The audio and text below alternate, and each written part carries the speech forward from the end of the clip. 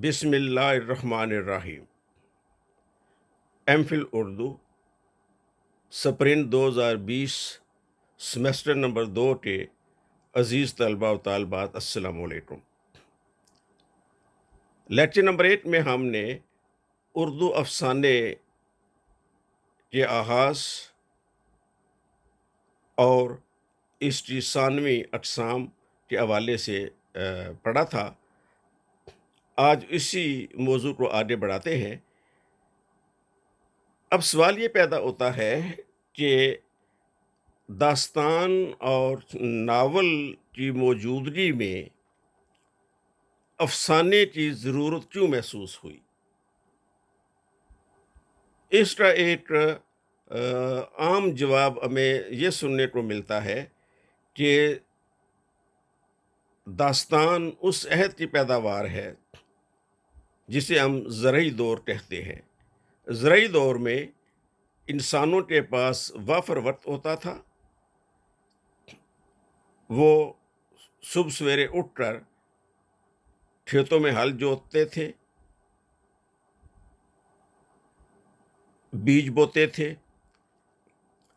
پانی لگاتے تھے کھیتوں میں، اور اس کے بعد وہ فصل کے اگنے کا انتظار کرتے تھے۔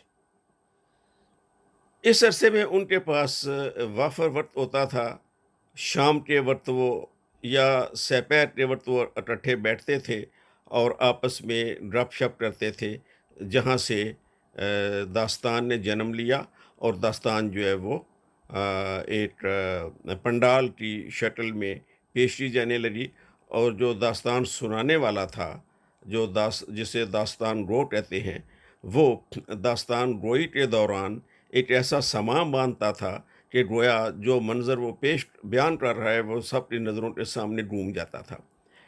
اس کے علاوہ اس عہد کے جو بادشاہ تھے، جو حکمران تھے، ان کے پاس بھی بہت پیچیدہ نظام حکومت نہیں ہوتا تھا۔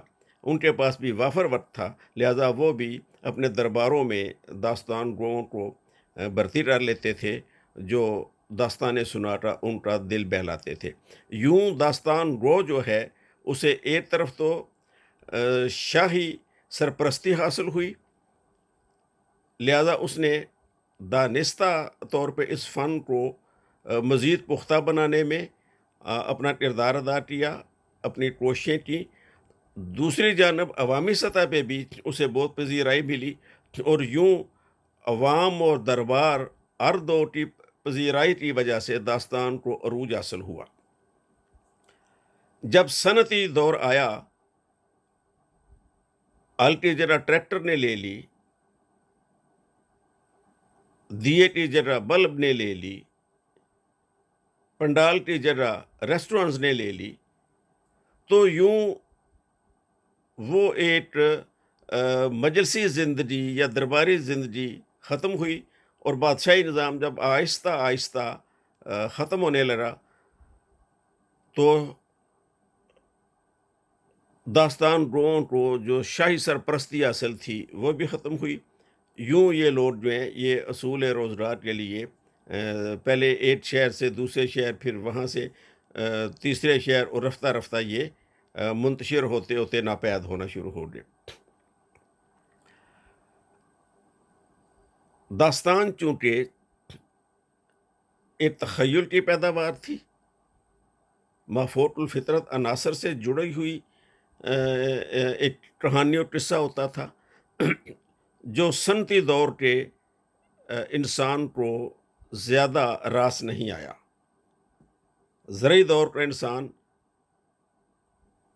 مافوق الفطرت پر قدر اعتبار کرتا تھا، یقین رکھتا تھا، لیکن صنعتی دور کا انسان جو ہے اس نے جب چیزوں کو سائنٹیفک انداز میں سمجھنے کی کوشش کی، تو مافوق الفطرت پر اس کا اعتماد اور اعتبار اور اعتقاد رفتہ رفتہ اٹھنے لگا، اور یوں داستان کے لیے گنجائش ختم ہوئی اور ناول نے اس سے جگہ لے لی۔ جوں جوں صنعتی دور آگے بڑھا، مزارع جو ہے وہ دیہات سے اٹھ کے، گاؤں سے اٹھ کے شہر میں آیا، وہ کھیتوں میں پانی لگانے کی بجائے اور فصل کاٹنے کی بجائے شہر میں آ کے کسی فیکٹری میں مزدور ہو گیا، کسی دفتر میں کلرک ہو گیا، ریل کا ڈرائیور بن گیا، ٹکٹ کلیکٹر بن گیا، بینک میں ملازم ہو گیا۔ تو یوں آہستہ آہستہ اس کی زندگی کا دائرہ، اس کی مصروفیات کی نوعیت تبدیل ہونے لگ گئی۔ ناول نے اسے زندگی آشنا کر دیا تھا، حقیقت آشنا کر دیا تھا، لیکن اس کی مصروفیات ایک طویل ناول پڑھنے کے قابل نہ رہیں، اس کی متحمل نہ رہیں۔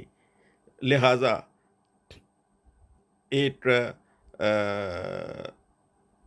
شعوری یا لاشعوری طور پہ ایک ضرورت محسوس کی گئی کہ اب کوئی ایسی تحریر ہو جو کم وقت میں پڑھی جا سکے، یعنی افسانے کے وجود میں آنے کی جو وجوہات بیان کی جاتی ہیں اس میں ایک اہم وجہ وقت کی کمی کو بھی بیان کیا جاتا ہے کہ افسانہ وقت کی کمی کا نتیجہ ہے۔ قارئین کے پاس طویل ناول پڑھنے کا وقت نہیں تھا، طویل داستان سننے کا وقت نہیں تھا، لہٰذا اسے ایک ایسی کہانی چاہیے تھی جو کم وقت میں اس کی زندگی کے کسی ایک مسئلے کو بیان کر سکے۔ عزیز طلبہ، یہ وہ عمومی جواز ہے جو افسانے کے معرض وجود یا معرض تخلیق میں آنے کے حوالے سے پیش کیا جاتا ہے، لیکن یہ جواز قطعاً درست نہیں ہے۔ یہ بات آپ اپنے ذہنوں میں بٹھا لیجئے اور اسے اچھی طرح سمجھ لیجئے کہ یہ جواز قطعاً درست نہیں ہے۔ اس کی وجہ یہ ہے کہ اگر افسانہ پڑھنے والے کے پاس وقت کی کمی کا نتیجہ ہوتا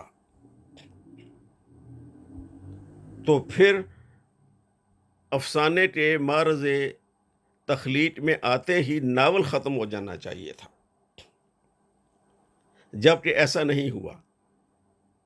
ہم دیکھتے ہیں کہ افسانے کے مساوی، افسانے کے ساتھ ساتھ ناول بھی اسی قوت کے ساتھ، اسی توجہ کے ساتھ اور اسی پذیرائی کے ساتھ تخلیق ہوتا رہا، پڑھا جاتا رہا اور عوام تک اپنا پیغام منتقل کرتا رہا۔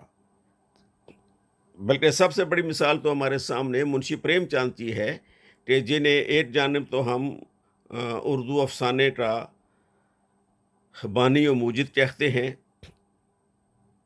اور یہ سمجھتے ہیں کہ اردو افسانہ انہی کے توسط سے آگے بڑھا، لیکن ہم یہ بھی دیکھتے ہیں کہ پریم چند ہی نے کئی نہایت اعلیٰ پائے کے ناول بھی لکھے جن میں میدان عمل ہے، ڈودان ہے، نرملا ہے۔ تو اس کا مقصد یہ ہے کہ جب ایک ہی شخص، ایک ہی ادیب افسانہ بھی لکھ رہا ہے اور ناول بھی لکھ رہا ہے تو اس کا مطلب کیا ہوا کہ اس کی دونوں تحریروں کو عوامی سطح پر پذیرائی حاصل ہو رہی ہے۔ اس کا ناول پڑھنے والا شخص،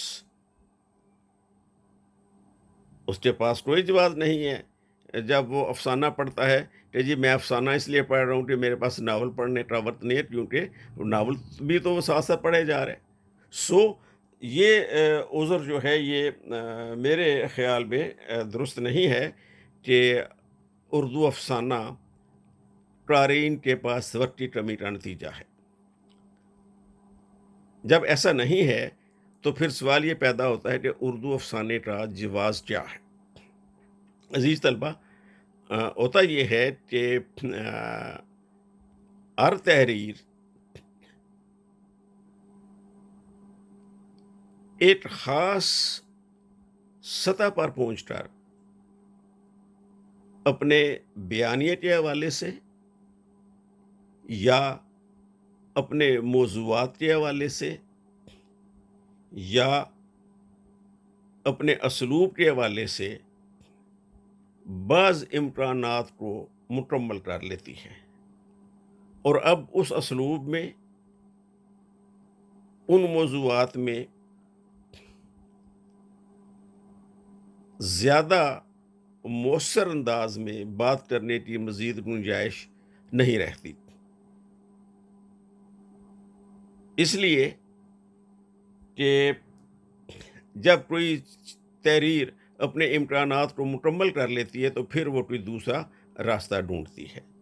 اس کی مثال آپ یوں بھی لے لیجئے کہ جب دریا میں پانی کناروں تک آ جاتا ہے تو پھر کنارے جو ہیں پھر وہ پانی اپنے بہاؤ کے لیے کناروں کو توڑ کے کسی اور سمت نکل جاتا ہے۔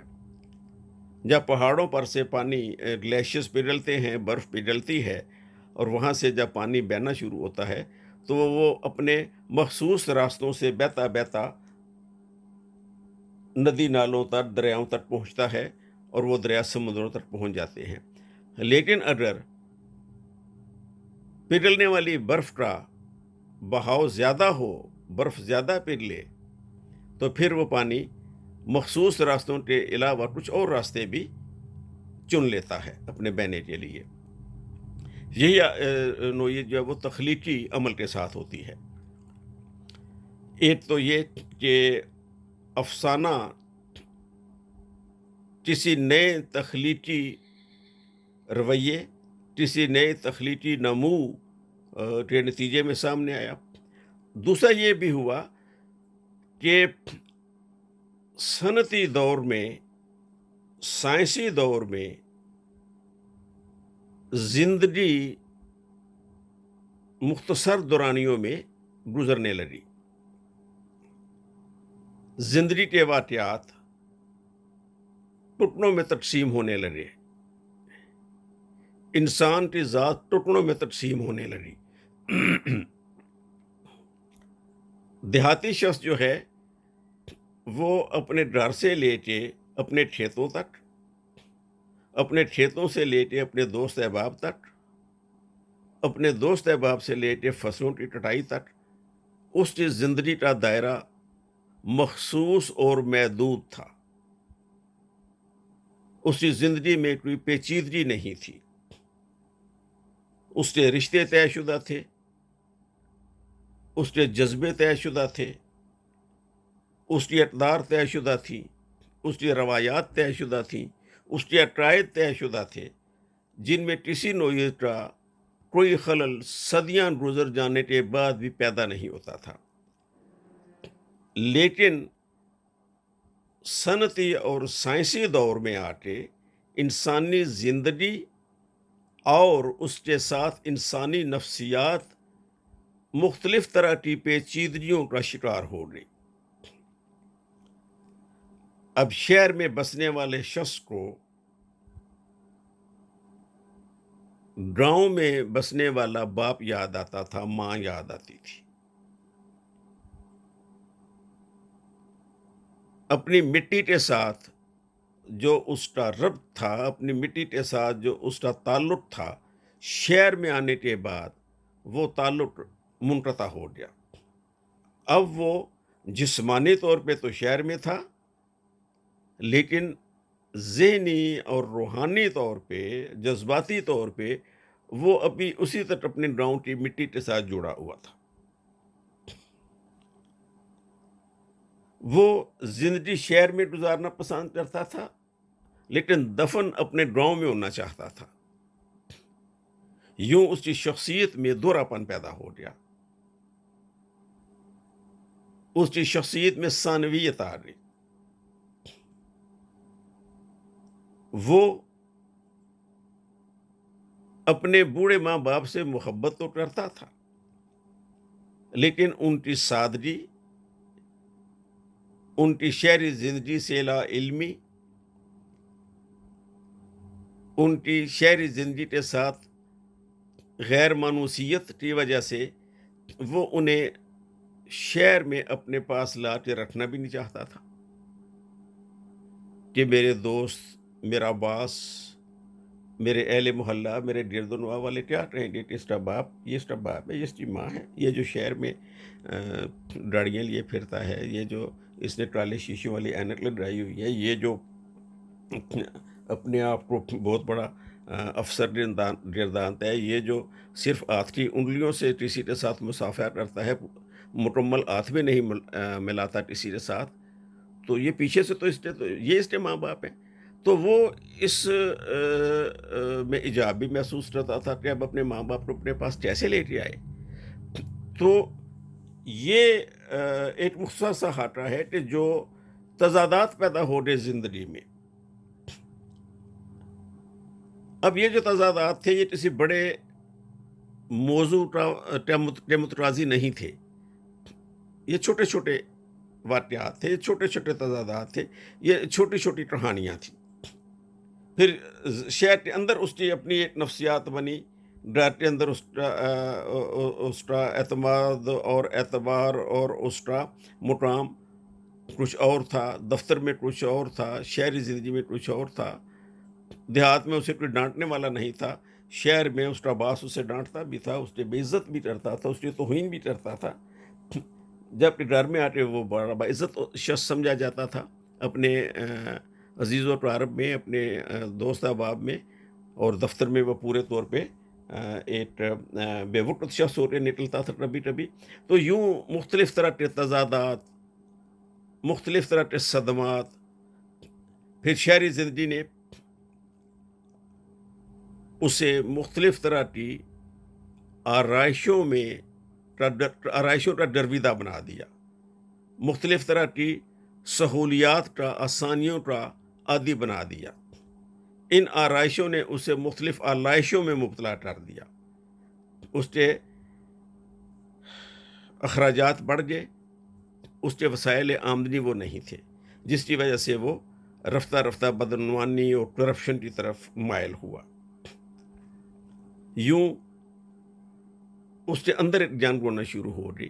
یہ میں مختصراً آپ سے بیان کر رہا ہوں کہ یہ جو ایک رشوت کی کہانی ہے، یہ صرف ایک رشوت کی کہانی ہے، یہ پورے ناول کا حصہ نہیں بن سکتی تھی۔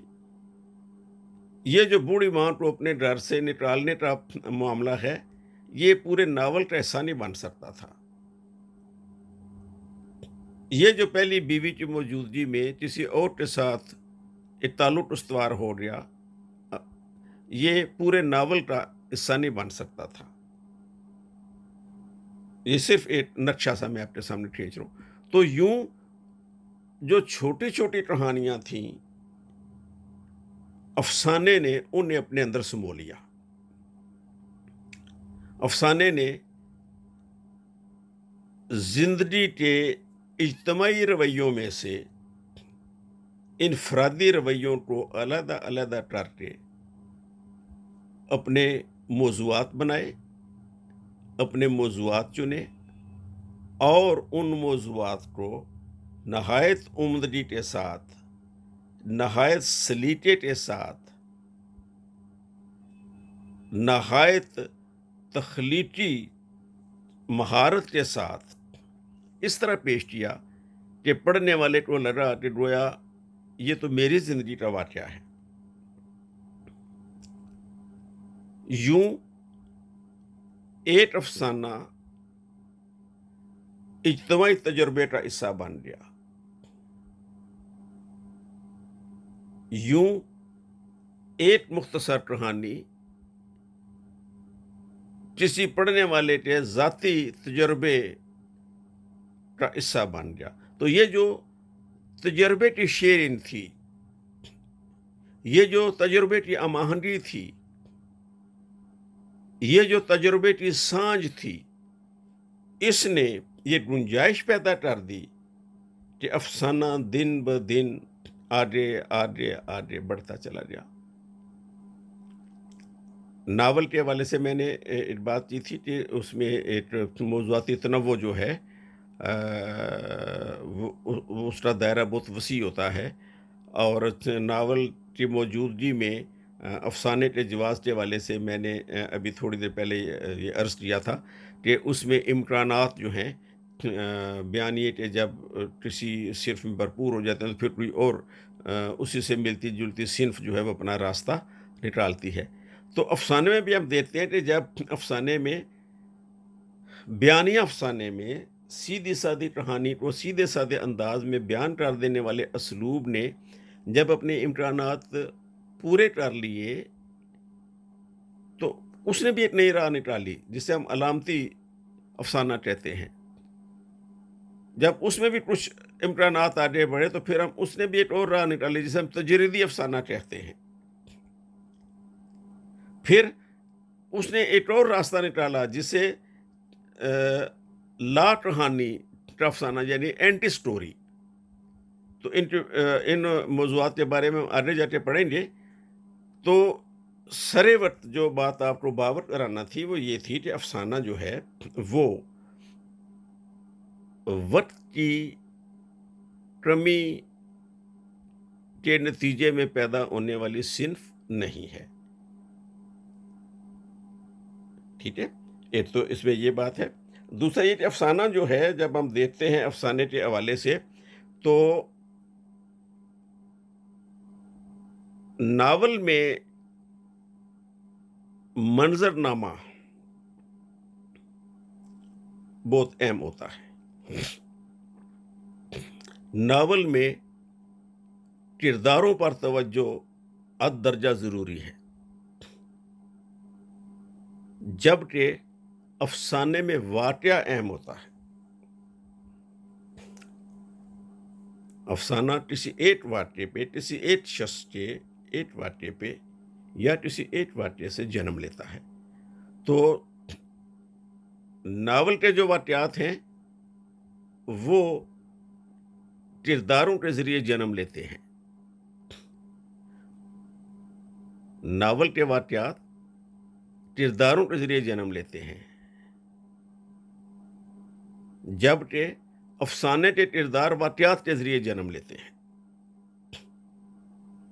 یعنی افسانے میں واقعہ اہم ہے، اس کی اہمیت بہت زیادہ ہے، جبکہ ناول میں کردار زیادہ اہم ہو جاتے ہیں۔ تو سوال یہ پیدا ہوتا ہے کہ ناول میں ساری افسانے میں واقعات کی اتنی اہمیت کیوں ہے؟ وہ اس لیے ہے، جیسا کہ میں نے ابھی تھوڑی دیر پہلے آپ سے عرض کیا تھا کہ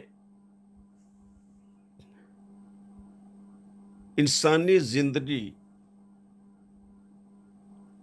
مکمل طور پہ تو صرف ناول ہی کا حصہ بن سکتی ہے۔ افسانے میں ایک واقعہ جس نے میری پوری نفسیات کو تبدیل کر دیا، ایک واقعہ جس نے میری پوری زندگی کا رخ تبدیل کر دیا، ایک واقعہ جس نے میرے عقائد کو تبدیل کر دیا، ایک واقعہ جس نے میرے نظریات کو تہس نہس کر کے رکھ دیا، ایک واقعہ جس نے مجھے پیٹ بھر کر کھانے کو دے دیا، ایک واقعہ جس سے میں نے کسی کو پیٹ بھر کے کھانے کے لیے کچھ دے دیا۔ تو یہ جو چھوٹے چھوٹے واقعات ہیں جو زندگی کے ٹکڑے ہیں، یہ افسانے کا تو موضوع بن سکتے ہیں، افسانے کا ایسا تو بن سکتے ہیں۔ ناول میں ان ٹکڑوں میں بٹے ہوئے واقعات، ان ٹکڑوں میں بٹی ہوئی زندگی کی گنجائش نہیں ہے، وہ ایک مکمل زندگی ہے۔ تو یوں ہم کہہ سکتے ہیں کہ افسانہ جو ہے وہ دو وجوہات کی بنا پہ معرض تخلیق میں آیا۔ نمبر ایک، بدلتی ہوئی سماجی، اخلاقی، روحانی، معاشرتی اقدار۔ دوسرے، ایک خاص طرز زندگی سے نکل کے جب انسان ایک زندگی کے دوسرے دائرے میں آیا تو وہاں اس کی زندگی ایک طویل حیاتیاتی سلسلے سے ہٹ کے ٹکڑوں میں تقسیم ہونا شروع ہو گئی۔ وہ ٹکڑے جو واقعات میں بٹے ہوئے تھے اور افسانے کے لیے ایک بہت بڑا جواز بن گئے۔ آئندہ لیکچر میں ہم افسانے کی تعریف کے حوالے سے کچھ پڑھیں گے۔ آپ بہت خوش رہیے، آپ جیتے رہیے۔ اب آخر میں ایک بات یہ سن لیجئے کہ پہلا لیکچر اور یہ دوسرا لیکچر، اس کے لیے آپ نے ایک اسائنمنٹ بنانی ہے جس کا موضوع یہ ہے کہ اردو افسانے کی ثانوی اقسام کیا ہیں۔ نمبر 1، اردو افسانے کی ثانوی اقسام کیا ہیں۔ نمبر 2، ناول کی موجودگی میں افسانے کے معرض وجود میں آنے کا جواز کیا ہے۔ ناول کی موجودگی میں افسانے کے معرض وجود میں آنے کا جواز کیا ہے۔ یہ اسائنمنٹ آپ نے مجھے اپنے ای پورٹل کے ذریعے ارسال کرنی ہے۔ میں دوبارہ دوہرا رہا ہوں، یہ اسائنمنٹس آپ نے مجھے ای پورٹل کے ذریعے بھیجنی ہے میرے ای میل ایڈریس پر یا میرے واٹس ایپ گروپ پہ ارگز اپنی اسائنمنٹس نہیں بھیجنی۔ میں اپنے ای میل پر یا اپنے واٹس ایپ گروپ میں بھیجی گئی کسی بھی اسائنمنٹ کو ایکسیپٹ نہیں کروں گا، اسے منظور نہیں کروں گا۔ اپنی اسائنمنٹس صرف اور صرف اپنے ای پورٹل پر بھیجیے۔ آپ کا بہت شکریہ، آپ سلامت رہیے، بہت خوش رہیے۔